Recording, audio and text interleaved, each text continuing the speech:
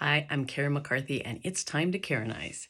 It's Wednesday again, and that's when I talk about spiritual health. And I don't know about you, I've really enjoyed the last few weeks when we're talking about love. What does biblical love mean? What does it look like?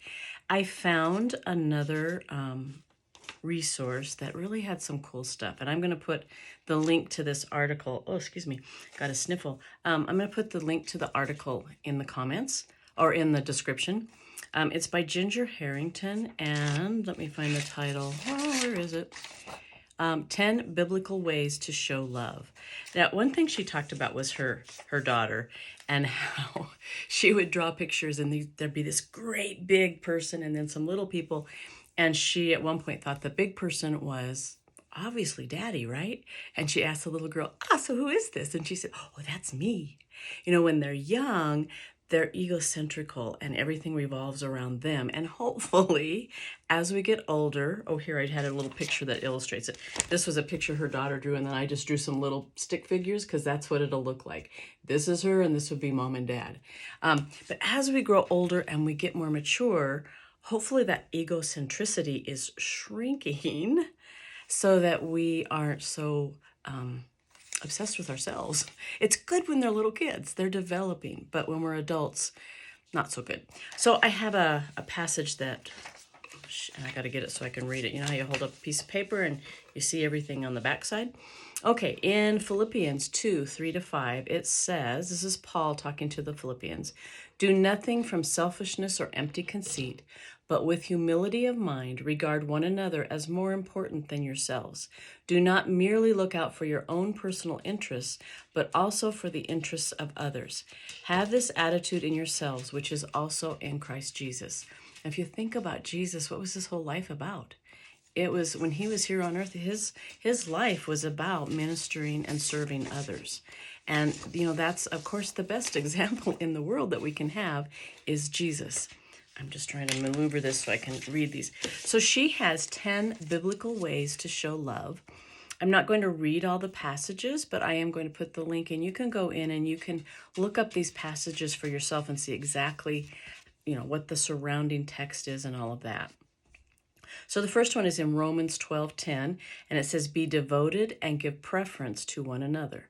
So put other people's needs ahead of your own. And that doesn't mean that you are belittling yourself or not thinking that you're important, but you're wanting to, I mean, our purpose on earth, our biblical purpose is to serve God, and serving God means serving others. So putting others' needs ahead of ours and still taking care of ourselves.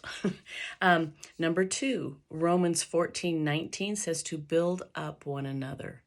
We need to be giving people positive accolades and positive reinforcement. And, you know, sometimes, you know, I'm a very, what would you call it?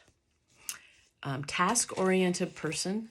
And I know that if I'm really focused on an activity or a task, like say I'm working with children, I can forget that part because I'm so focused on the activity itself. I'm not focused on the people involved in that activity. And the more stressed I am, the more that gets to be true. So that's something I really have to pay attention to.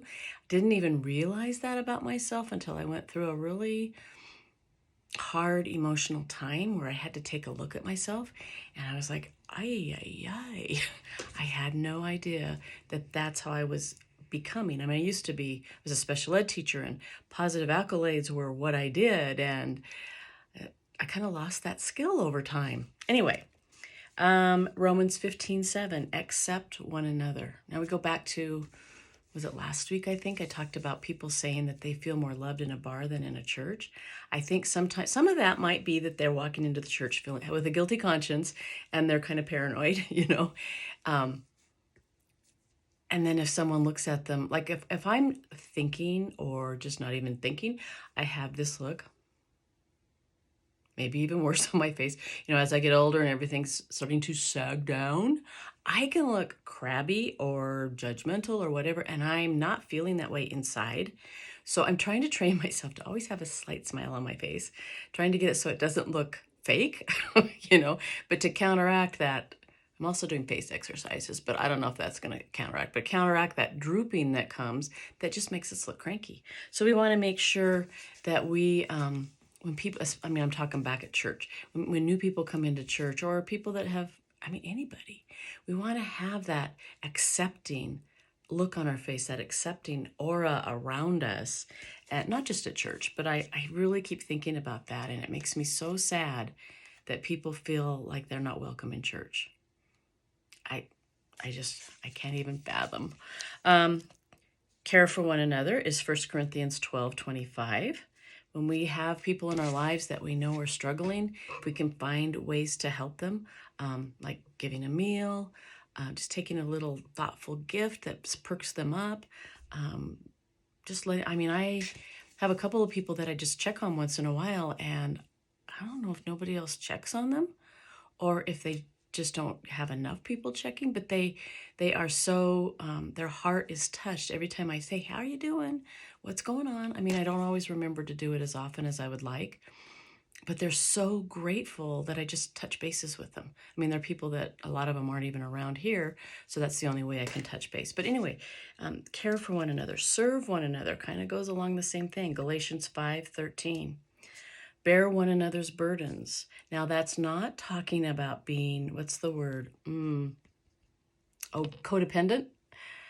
That's not what that means, but it means lift people up when they're having a bad time. You know, let me tell you one thing. You know, when people have a death in their family, a lot of times they get a lot of support right away, and then we just kind of forget, or we think they should be over it.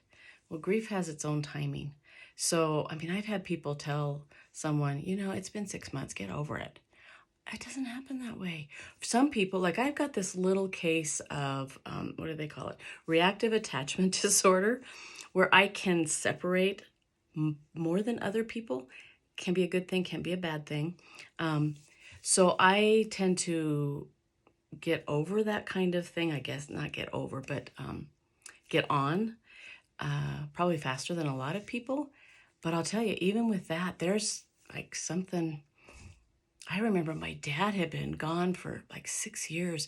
I was sitting at a stoplight and all of a sudden started bawling. I don't know if there was someone in a car that reminded me of him or what, but all of a sudden, and it happens, and it's natural, and I'm gonna cry just thinking about it. So don't tell people, get over it. Look, I cry when they cry on TV, so it's okay. Just ignore me. Okay, Ephesians 4:3. If I can talk, why did that get to me? See? He's been gone. Oh my gosh. My son was in 7th grade and he's in his 40s. So it's been a long time. Excuse me. Let's get some tears out. Okay, Ephesians 4:3. Be kind, tenderhearted, and forgiving with one another. I'm going to talk about forgiveness in a couple of weeks and biblical forgiveness and what that means. And it's super, super important. I don't even want to get into it now because I'll just take the whole thing. Regard others as more important. Philippians 2:3. Bear with. I still got tears.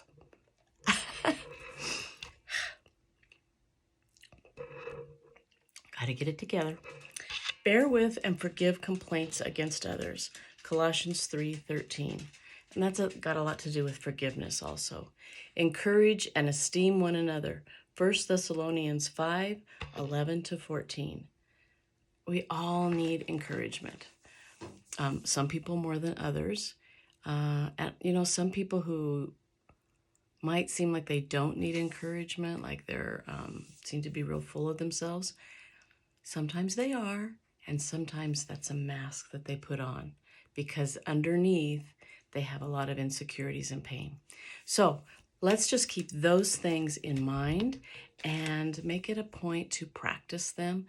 I mean, after a while it becomes just habit, or they're still coming down.